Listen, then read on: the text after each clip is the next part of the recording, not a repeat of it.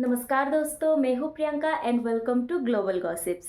तो आज की जियोपॉलिटिक्स सेशन में हमारा टॉपिक है why Indian rupee is weakening, यानी इंडियन रुपीस की वैल्यू क्यों गिर रही है। इसे हम बहुत ही इंटरेस्टिंग अंदाज में समझेंगे स्टेप बाय स्टेप, और आप वीडियो को एंड तक देखिए क्योंकि एंड में हम जानने वाले हैं कि रुपीस की वीक होने की वजह से हमारी लाइफ में क्या असर पड़ता है और रुपीस को स्ट्रॉन्ग बनाने के लिए हम जो इंडियन सिटीजन है हमारा रोल क्या होना चाहिए।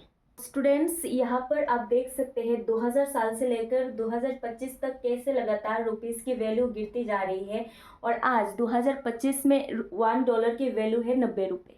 अभी हम स्टेप बाय स्टेप समझेंगे कि रुपीस की वैल्यू क्यों गिर रही है। तो हमारा स्टेप 1 है व्हाट इज डॉलर। तो अभी हम समझेंगे डॉलर क्या है। दोस्तों, डॉलर वर्ल्ड का मेन करेंसी है। इंटरनेशनल ट्रेड जैसे oil, gold, weapon mostly dollar में ही होता है और इसीलिए पूरी दुनिया को डॉलर चाहिए।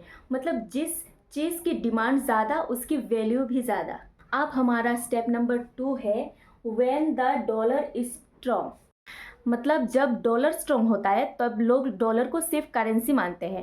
कोई वॉर या टेंशन आई तब लोग डॉलर खरीदते हैं और इससे डॉलर स्ट्रॉन्ग हो जाता है और रुपये वीक हो जाती है।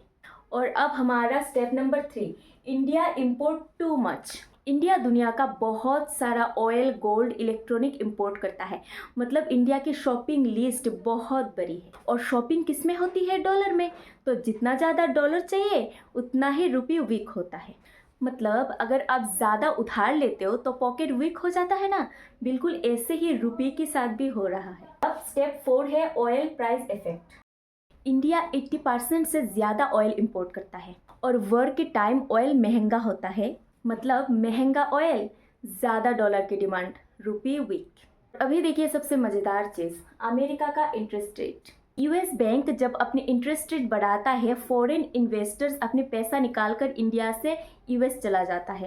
मतलब जहां रिटर्न ज़्यादा, पैसा वही जाता है। अब आता है अगला स्टेप, फॉरेन इन्वेस्टर्स का रोल। इन्वेस्टर्स पैसा निकालते वक्त रुपये डॉलर में चेंज करता है और इससे डॉलर की डिमांड बढ़ता है और रुपये गिरता है। ये सिर्फ इंडिया का प्रॉब्लम नहीं है, ये जापान, कोरिया, पाकिस्तान सबकी करेंसी गिरी हुई है क्योंकि ग्लोबल लेवल पर डॉलर स्ट्रॉन्ग है। ये ग्लोबल गेम है, लोकल नहीं।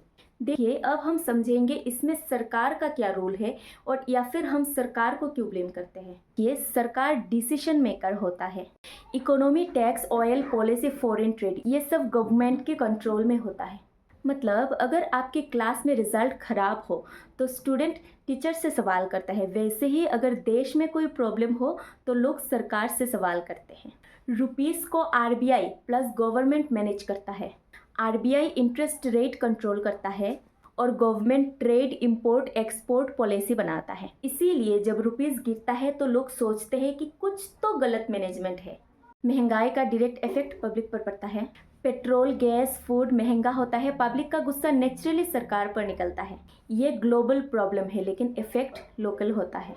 इसीलिए दोस्तों, ब्लेम करने से पहले पूरी पिक्चर को समझो क्योंकि इकोनॉमी एक एग्जाम जैसी है जिसके एक चैप्टर से रिजल्ट डिसाइड नहीं होती। अब गुड न्यूज़ ये है कि इंडिया की इकोनॉमी ग्रो कर रही है, टेक, एक्सपोर्ट बढ़ रहा है और लॉन्ग टर्म स्ट्रांग है। लॉन्ग टर्म में इंडिया स्टेब्लिश कर लेगा। तो रुपीस की वीक होने की वजह से हम पर क्या इफेक्ट पड़ेगा ये तो मैंने बोल ही दिया। अब हम समझेंगे रुपीस को स्ट्रॉन्ग करने के लिए हम क्या रोल निभा सकते हैं या फिर हमें क्या करना चाहिए। सबसे पहले दोस्तों, देसी प्रोडक्ट सपोर्ट करो। अगर हम देसी प्रोडक्ट ज़्यादा यूज़ करेंगे तो इम्पोर्ट्स कम होगा। अगर इम्पोर्ट कम हुई तो डॉलर का भी डिमांड कम होगा और हमारा रुपये स्ट्रॉन्ग होगा। नंबर 2 है फ्यूल एंड इलेक्ट्रिसिटी सेव करो। इंडिया सबसे ज़्यादा डॉलर ऑयल इंपोर्ट में खर्च करता है, तो जब हम इलेक्ट्रिसिटी और फ्यूल सेव कर रहे होते हैं तब हम रुपीस को इनडायरेक्टली जिम भेज रहे होते हैं स्ट्रांग बनने के लिए। और सबसे लास्ट, अपनी इन्वेस्टिंग हैबिट्स को बढ़ाओ।